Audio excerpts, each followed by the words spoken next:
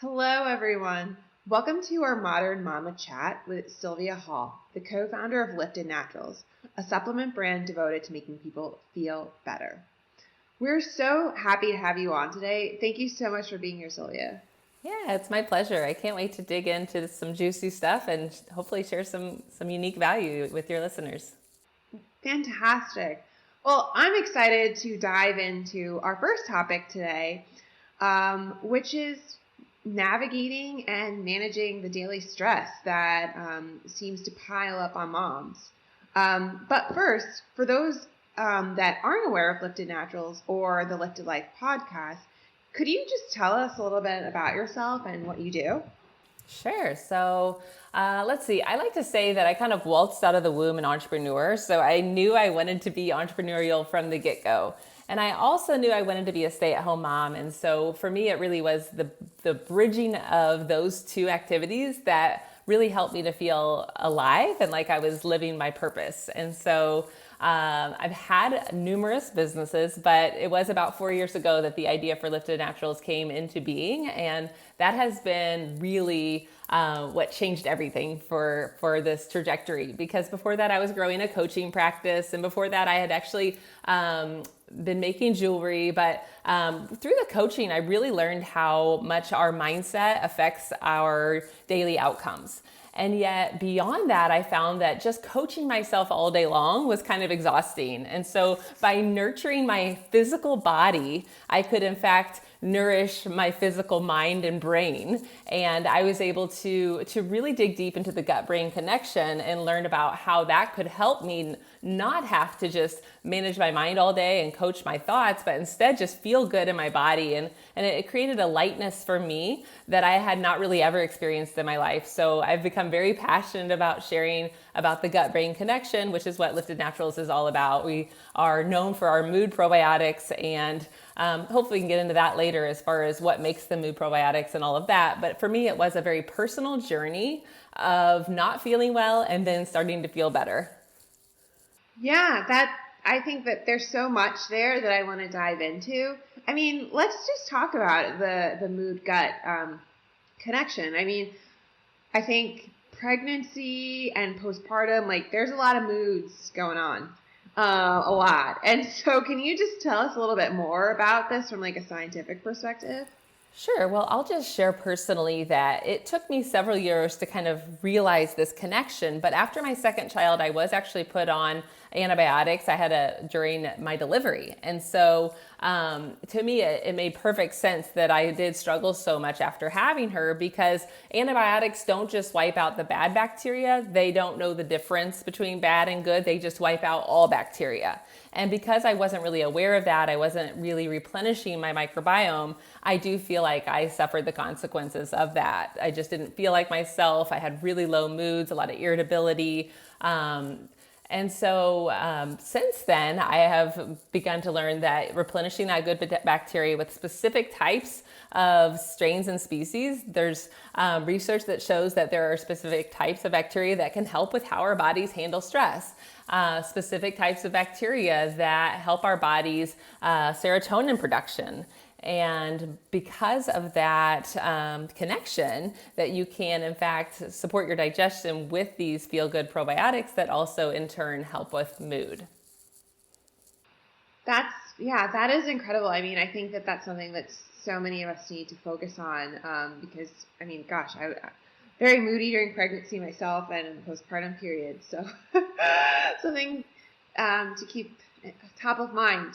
You also said something that like really caught my attention. You said you want to be an entrepreneur and a stay-at-home mom. Like, do you classify yourself as a stay-at-home mom now? And if so, like, how do you do it? I mean, you're still running a business, but I think like kind of what you're talking about is really the dream for many women of like, you know, getting to stay with your children by also like fulfilling your passion. So tell us more about that and also how you are doing it. Okay, so I think it's really important to be clear that what I'm doing now is easier and different than what I was doing before. So what I mean by that is my children are now 10 and 12.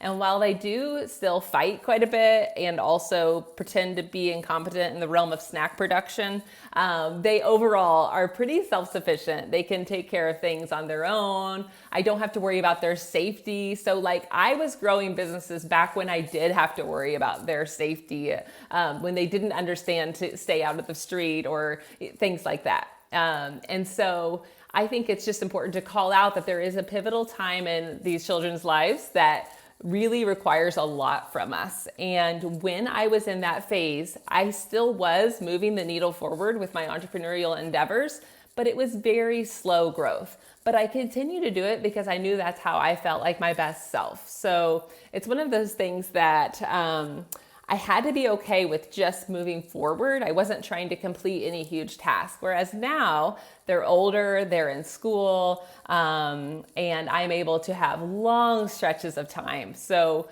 when they were littler, it was all about finding space in the cracks, is what I called it a lot of times. So if there was a nap time that I didn't feel exhausted during, I would pull out my notebooks and do some work. The whole old adage of when they go to bed, that's when you work on your projects. Well, I've always really prioritized sleep. So there wasn't a ton of extra time, but just finding those times in the cracks was really important for me when they were little versus now it's a bit more expansive because they are at school during a good chunk of the day. So I just think it's really important to clarify that because it's just a totally different ballgame when they're older versus when they're younger. So a shout out to those moms who are home with little kids, doing their best to keep them safe and also feel loved and all of those things, right? And then still wanting to feel like an alive human being that is pursuing her own passions. Shout out to those moms because that was the hardest part of my life, I think. It's really hard. My son is too. Maybe this is not a good question, or maybe it's a good question, but because you have some hindsight with 10 and 12-year-olds, when did you see that shift of like things opening up for you and getting a little bit easier? I mean, I'm sure there were many shifts, probably like first one at 6 months, at a year, but like, where were the major shifts for you and where you're like, okay, this is a little bit more manageable? I think it's really individual to the child because my son, who's my oldest, he was always very cautious and I didn't have to worry too much about him doing unsafe things. But my daughter's the real thrill seeker and it took a lot longer for me to feel comfortable with her being left unsupervised for a while. So I really don't feel comfortable kind of giving an age for that. But do trust that it will come and that you will generally know that, that time has come. So it's very individual as far as that goes. Good to know it does come though. Right. So what has surprised you about motherhood? Like what has been your biggest revelation during this time? Okay, so I thought I was going to be raising kids, but instead it turns out like my kids are really teaching me a lot. I wasn't really ready for all of the reemergence of feelings about, oh my goodness, what it means to have children that either listen to you or don't, right? Our society puts so much on this idea of kids being respectful, but never really respected. And I just have really gone deep into that. Like what happens when my children feel really respected? It's more likely they're respectful. And so just that really deep dive into conscious parenting, where I want them to be considerate to other people. For instance, like be considerate to your elders. But what about kids that are younger than them? Does that mean they triumph over them? No, we are respectful to everyone. And just those lessons that have continued to come to show me parts of myself that still have healing to do, and also to try to be a good role model for them as far as my patience with them, because that is the ultimate, I feel like the ultimate lesson I'm teaching them is how I respond to them. And that is the hardest work that I'm doing, right? Is to be patient when I don't feel like I have any patience left, or to put myself in a timeout when I need some space. This is from further ago, not really so recently, but just to give myself that break because I am doing the work and to recognize that. That's incredible. I'm curious, Um, as a mother that is living in the world every day, you're running a business, you're raising kids, how does mom stress show up for you? I really feel like there's this kind of unique monotony in motherhood, and then also this heart-wrenching, how did they get so big so fast? And it's happening at exactly the same time. I don't know if I can do another tea party feeling at the exact same time as, oh my goodness, they used to fit right in the nook of my arm and now they're growing so big so fast. So I really do feel like it's that ability to zoom out and give yourself some perspective, that this too shall pass. Like no matter which phase you're in, if it's a biting phase or I don't want to read phase, it's going to change. Trust that it's going to change and that whatever feels hard now will soon be just a memory of the past, and you'll have a new adventure that you'll be going on together. I really feel like that helps give that stress some perspective, because it's really not always as heavy as we make it mean. And that's one other thing I like to ask myself a lot when I'm in a moment of stress is really just, what am I making this mean? When I was home with my two kids wanting to run a business and raise them lovingly, the house would get messy, and then I would kind of make it mean that I was somehow failing. And just bringing that awareness that we really can't be good at all of these things at all the time. And so just giving myself that break and being able to shine the light of awareness with a question as simple as, what am I making this mean? Oh, I'm making this messy house mean this. Oh, I'm making these fighting siblings mean this. When really, these are all just opportunities for growth and expansion, and really that is what matters most. Yeah, I mean, so many gems of wisdom in there. Thank you. Yeah, my pleasure. As a modern mama, were there any expectations that you had to overcome when examining your own mood? Like, is this stress normal, or is it too much? Or maybe am I not stressing enough? Or like, you just need to push through, or if it was time to seek help. Like, I mean, what were your expectations when looking at your own mood? Okay. I think that when it comes to expectations, we can often set ourselves up for failure. Even the word itself, it just sounds like something bad is getting ready to happen when I have an expectation. So I have a coach that I follow. His name is Steve Chandler, and he always talks about agreements over expectations. So you create an agreement with yourself that you're going to take a break once a week. You create an agreement with yourself that you're going to go put yourself in a chair and say, I'm not going to get up for 5 minutes unless it's absolutely medically necessary for someone. You create these agreements with yourself, which kind of just loosens the grip of an expectation. And I think that we all have such high standards for ourselves that we are often our worst critic. And so if we can just kind of reevaluate all of these expectations we have and begin to create gentle agreements with ourselves, I think that we'll find a bit of relief in motherhood. That is so beautiful. I love that. Thank you. Why is it important? And I think, why is it important? Why is it particularly important today for mothers to take care of their minds and their moods? So I always say health is the greatest wealth. So if you don't feel well in your body, whether it's from an emotional type of breakdown or a physical type of breakdown, you will soon see that all of the things that you thought were so important are just not really so important.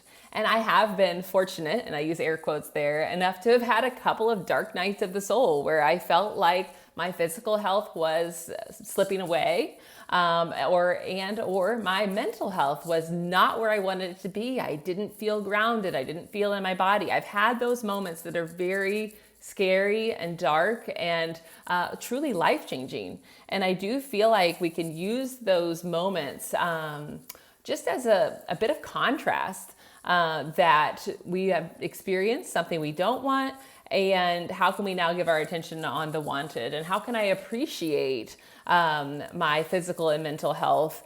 Yes, it may not be perfect, but whose is? And instead just really begin to reevaluate it from a perspective of, sometimes I have contrast, which means I'm not feeling as good as I would like. And then other times I do feel well, and how can I just really give those moments the appreciation they deserve? Because it's absolutely imperative to prioritize mental and physical health. I think a lot of times the question is just how do I do that when there are little beings climbing over me in my physical space, on my body all the time, right? I remember those days. They are a while ago. Now I kind of have to talk my kids into snuggling me, like, come on over here, come on, I'm gonna pull you in and snuggle you. It does change very quickly. It doesn't seem quickly. What is it that the days are long and the years are short or something, right? So I just think that perspective, that health is the greatest wealth, prioritizing that for yourself and modeling it for your kids, because I think there's no better way to teach your kids about the importance of mental health than to model it for them, and even making an example of yourself. I am doing this now because I need it. I don't feel like myself. Sometimes we use the analogy of my bucket being empty. Okay, we used to when they were littler. There's a book about being a bucket filler, and when my bucket's empty, I am not able to show up as the kind of mom I want to. So I'm going to go do this, and it's going to fill up my bucket. And then hopefully after that, we can do something fun together, because I will be re-energized. Kind of making a model of yourself, being willing to be wrong, being willing to say sorry, being willing to say, I'm going to do better in this next moment. I think that is the ultimate ability to grow and heal, is to be willing to make yourself the example. I think that's very, very true. I know you mentioned this. I know that sleep is important to you, and and you're on a mission to help moms feel better. So this is $1 million question. Do you have any advice for new moms on how to get more sleep? Yeah, I feel like there are just some basic tips that maybe don't get as much press. So I'd love to take a minute to talk a little bit about melatonin production in the body. So it is... Okay, so a long time ago, we didn't have lights that you could plug in. We didn't have phones. We used firelight if we needed light. And when the sun went down, so did the blue light exposure that our bodies and our eyes would get. But now we, of course, have lights on. So the sun goes down, we flip the light switch, and the lights come on. And many times they're bright LED, halogen, fluorescent, very blue light producing. And that is actually really confusing for our bodies, because it stops the melatonin production and begins to wake us back up and give us that second, third, whatever, fourth wind of the day. So if you're wanting to prioritize sleep and make it easier for your body to get into that natural state, I just recommend being more mindful of the exposure you have to lights at night. And that includes screens of all types, the overhead lights in your home, and just kind of creating a slower oasis in the hour or 2 or 3 before you go to bed. That's just one little tip. I've also found that the old saying of don't work in your room or in your bedroom or in your bed, very true for me. If I bring my laptop in there and think I'm just going to crank out a little bit of work, a couple of emails, my mind just starts going, and it just picks back up almost like the melatonin of my mind is like zapped. And so just those little tips of creating and honoring that slow down time can help your body get into a deeper rest. Yeah, no, I think that is that's great advice. And just thinking, I guess, like similarly for nutrition, is there something simple that you can recommend that moms start doing either in pregnancy or postpartum that can help them with their mood overall? Yes, absolutely. So a lot of people will pay attention to what is on their plate, which I think is good. Adding more colorful vegetables, fruits, less sugar. These are really powerful ways to nourish your body, because sugar, of course, feeds that bad bacteria, whereas probiotics are the good bacteria we want to keep in balance. And of course, our bodies are full of good and bad bacteria. So just kind of keeping in mind that we do want to nourish and feed the good bacteria. But one other tip that maybe goes beyond what most people have heard or even think about is the emotional state you are in when you are eating. So I really believe in creating a feeling and a state of harmony and peace and appreciation before I consume food, because I think it makes it easier for our body to do that digestive process if we are in a state of lightness and of peace versus tension, tightness. Your body has a harder time digesting food. So if you can just slow down for a moment, you can place your hands under your plate. It's something I do. It's just a mindful moment. You can say a prayer. You can say thank you, whatever it is that feels most comfortable for you. Just to take a moment of stillness before you begin to eat so that that digestive process is aided with just your energy. And one last thing is to remember that chewing is the first phase of the digestive process. So I have to confess I am a fast eater. I don't know what it is, but I just feel wired to go fast. I think I've justified it with I like my food hot, and if I don't eat quick, it's going to get cold. So I have to remind myself to slow down, to chew my food. But it's just something that we can all practice and get better at. It's not about being the best food chewer or the best mindful eater. It really is about bringing more awareness to it, a bit more intention, so that you can elevate those feelings of well-being naturally. No, I think that does make a lot of sense. To wrap up, we all know that stress it's hard to avoid completely, like with mothering, with work, with finances, life. You've provided so much great wisdom. I would love to know, what is your final message to other modern mamas out there who are currently in survival mode, because most of our listeners are in survival mode, and trying to get their head above water? If you have any parting advice for us. I absolutely do. I do. I feel very strongly about this, actually. So here's the deal. It is foolish to try to create a life without stress. In fact, it wouldn't even be safe. Stress is how our body keeps us safe to avoid danger. But on that note, our bodies are longing for a sense of safety.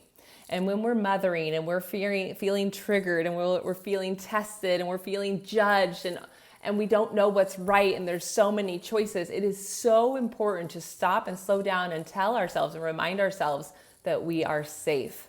And that is really what I think our nervous systems are craving, is a feeling of safety.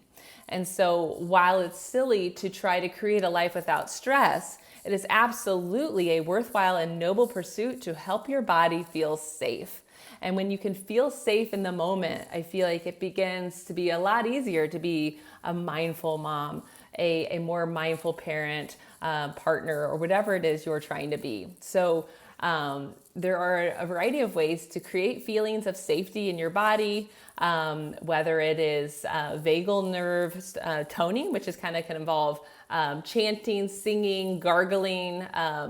There are different massage points you can do to help create a feeling of safety in your body. But just even recognizing, oh my gosh, that's it. I don't feel safe. There is an on-edge feeling in my body, and recognizing it and helping to bring yourself back to this present moment, reminding yourself that you are in fact safe. Oh, that is really important. Thank you for leaving us with those wonderful gems.